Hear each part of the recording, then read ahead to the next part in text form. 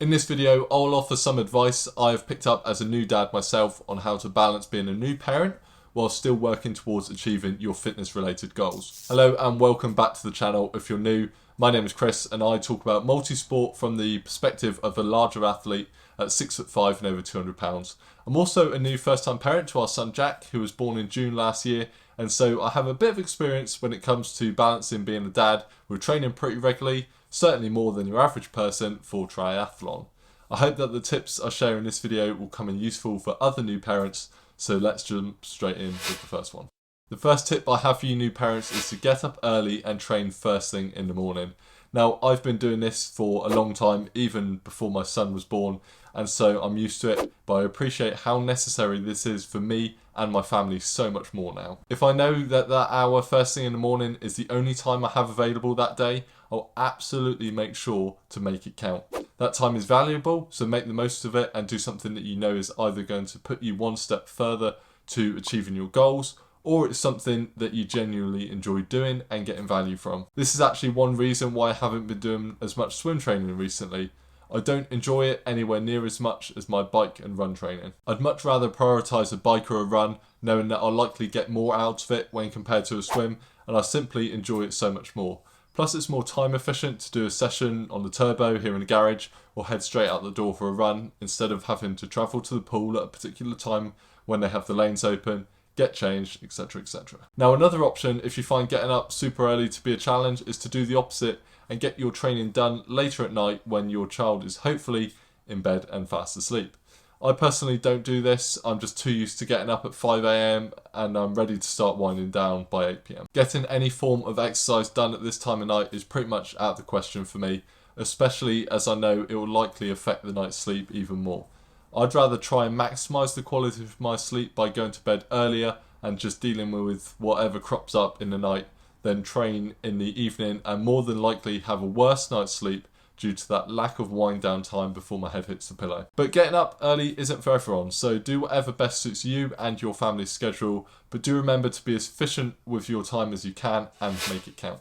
As a new parent, it's inevitable that your sleep will be affected in some way. You might be fortunate like me in that your baby sleeps really well during the night, and as a result your sleep isn't drastically different to before, but I do appreciate that not everyone is as lucky as I've been and could really struggle getting decent night's sleep with a newborn. This leads to maintaining your fitness being harder.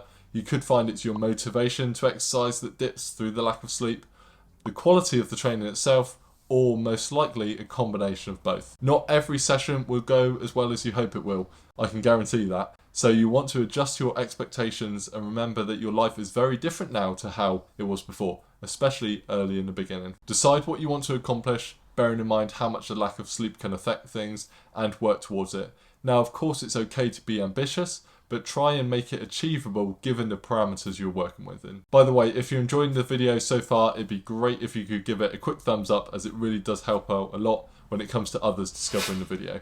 If you don't enjoy the type of exercise you're doing, chances are you aren't going to stick to it and it will be something you end up dreading rather than actually looking forward to. If you're only just getting started in your fitness journey and don't know what you enjoy doing, definitely experiment and try lots of different things to find out what you actually like. This could be yoga, weightlifting, or even just walking. It doesn't matter as long as you, one, enjoy it, and two, get some value from it. My partner Stacey is a prime example of this. She tried running in the past and found it just wasn't for her. Now she maintains her fitness by doing some home workouts on YouTube and going for long walks with Jack in the pram. She really enjoys both forms of these exercise and it doesn't feel like a chore at all. I can relate to this as well. Like I mentioned earlier, I haven't been enjoying my swimming for quite a while now, so I've decided I'm not going to be renewing my membership at the pool when it expires next month.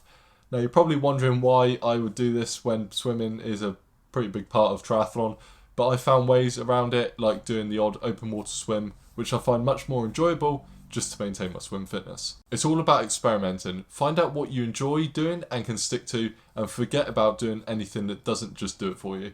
Time is too valuable to be spending doing things you don't enjoy, especially when it's much more limited now as a new parent.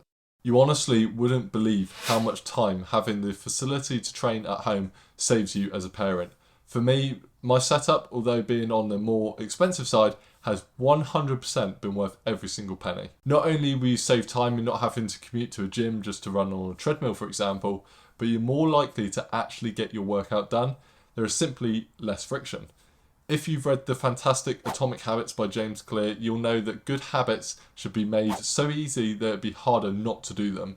I have a dedicated video on how you can apply the concepts from Atomic Habits to your fitness, which I'll link to in the description below. So go and check that one out after this one. I have my bike already on the turbo, fans plugged into the smart plugs, a towel and nutrition at the ready, and the scheduled workout in Training Road ready to go. So it takes me literally minutes to get on the bike and start my session. Another benefit is that you're on hand to help your significant other should the need arise. Now, I know it's not exactly ideal having your workout interrupted every 5 minutes, but if a situation crops up where your partner really could do with a hand, you are there physically and able to help. This is actually the main reason I decided to invest in the treadmill here around a year ago, so I could do both my run and bike training all from the comfort of home, regardless of what the weather's like or what we're doing family-wise.